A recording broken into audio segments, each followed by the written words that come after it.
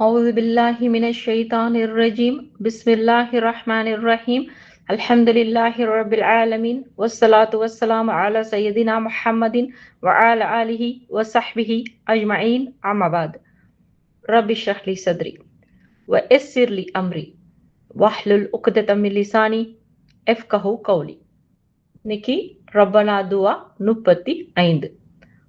ربنا وسعت كل شيء رحمة وعلما فاغفر للذين تابوا واتبعوا سبيلك وقيهم عذاب الجحيم. இந்த துவா குரான்ல 40வது அத்தியாயத்துல 7வது வசனமா வருது. இதற்கான அர்த்தம் என்னன்றத இப்ப நம்ம தெரிஞ்சுக்கலாம். ரப்பனா எங்கள் இறைவனே, வசித குல்ல ஷையிர் ரஹ்மத வ இல்மா, நீ ஞானத்தாலும் கருணையாலும் அனைவரையும் விட மிக்க விசாலமானவன்.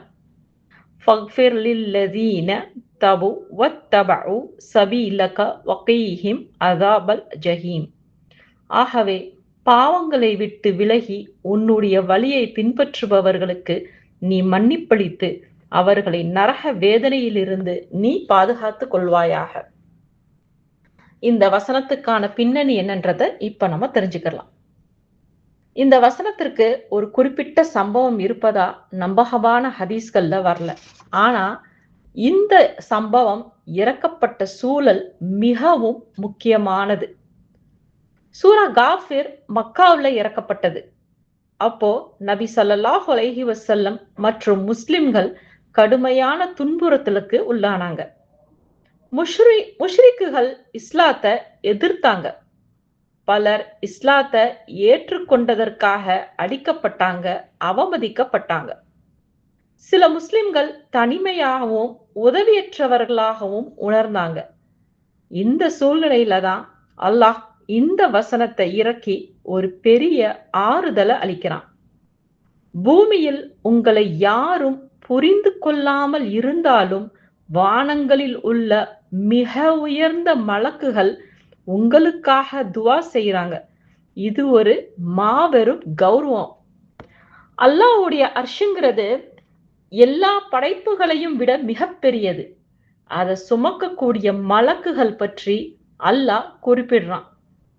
நபி ஸல்லல்லாஹு அலைஹி வஸல்லம் சொல்றாங்க, அர்ஷை சுமக்கும் மலக்குகளில் ஒருவரின் காதுக்கும் தோளுக்கும் இடையே ஆன தூரம் 700 ஆண்டுகள் பயணிக்கும் அளவு உள்ளதுன்னு சொல்றாங்க.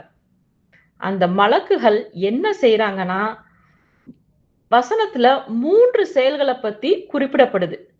அதுல முதலாவதா அல்லாஹுவை புகழ்றாங்க. அவங்க சுப்ஹானல்லாஹ், அல்ஹம்துலில்லாஹ், அல்லாஹுவை மகிமைப்படுத்துறாங்க. அல்லாஹுவை நம்புறாங்க. இது மலக்குகள் கூட அல்லாஹுவின் மகத்துவத்தை உணர்ந்து அவனை நம்புறாங்க என்பதை காட்டுது. மூன்றாவது, மூமின்களுக்காக மன்னிப்பு கேட்கிறாங்க. இதுதான் இந்த வசனத்தோட மைய செய்தி. எங்கள் இறைவா, நீ உன் அருளாலும் அறிவாலும் அனைத்தையும் சூழ்ந்திருக்கிறாய்.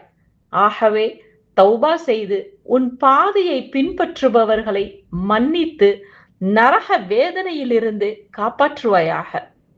இங்க இருக்கும் மிகப்பெரிய ஆறுதல் என்னன்னா, இமாம் இப்னு கசீர் ரஹிமவுல்லா சொல்றாங்க, இந்த வசனம் அல்லாஹுவின் விசுவாசிகளுக்கான கருணையை வெளிப்படுத்துது.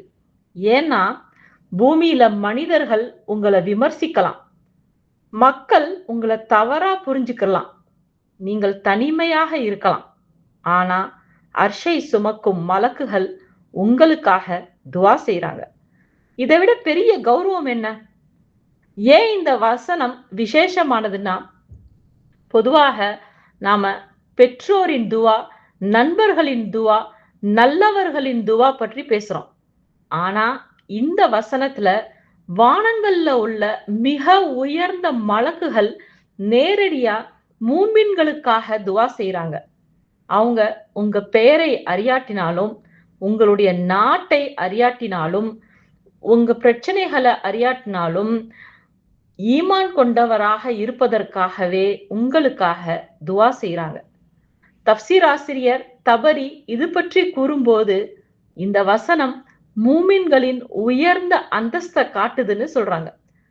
ஏன்னா அல்லாஹ் தன்னுடைய அர்ஷிற்கு அருகில் உள்ள மலக்குகளை அவங்களுக்காக மன்னிப்பு கேட்க வச்சிருக்கான். அறிஞர் இப்னு கசீர் இது பற்றி சொல்லும்போது இது அல்லாஹுவின் அளவற்ற கருணையின் சான்றுன்னு சொல்றாங்க. ஒரு அடியான் தவறுகள் செஞ்சாலும் உண்மையாக அல்லாஹுவிடம் திரும்பினால் வானத்தின் உயர்ந்த மலக்குகள் கூட அவருக்காக மன்னிப்பு கோருவாங்க. இந்த வசனம் நமக்கு கற்பிக்கும் பாடம் என்னன்னா, ஈமான்கிறது மிகப்பெரிய கௌரவம். உலகத்தில் செல்வம், பதவி, புகழ் இது எல்லாவற்றையும் விட ஈமான் உயர்ந்தது. தௌபாவின் கதவு திறந்தே உள்ளது. மலக்குகள் தௌபா செய்பவர்களுக்காக துவா செய்றாங்க. எனவே எந்த பாவமும் அல்லாஹுவின் மன்னிப்பை விட பெரியதில்ல. நீங்க தனியா இல்ல. நீங்க சில நேரங்கள்ல யாரும் என்னை புரிஞ்சுக்கிறது இல்ல, நான் மட்டும் போராடுறேன்னு தோணலாம். ஆனா இந்த வசனம் சொல்றது என்னன்னா, அர்ஷை சுமக்கும் மலக்குகள் கூட உங்களுக்காக துவா செய்றாங்க. இந்த வசனத்துல நாம புரிஞ்சுக்க வேண்டிய மைய கருத்து என்னன்னா, நீங்கள் உண்மையான மூமினாக இருந்தாலும் பூமியில் யாரும் உங்களுக்காக துவா செய்யாவிட்டாலும் அர்ஷை சுமக்கும் மலக்குகள் உங்களுக்காக துவா செய்றாங்க. எதை கேட்டோமோ அதன்படி செயல்படக்கூடிய மக்களாக அல்லாஹ் உங்களையும் என்னையும் ஆக்கி அருள வேண்டும் என்று துவா செய்தவளாக இந்த உரையை முடிச்சுக்கிறேன். வாஹிர் தாவானா வல்ஹம்துலில்லாஹி ரப்பில் ஆலமீன். அஸ்ஸலாமு அலைக்கும் வரஹ்மத்துல்லாஹி வபரகாத்துஹு.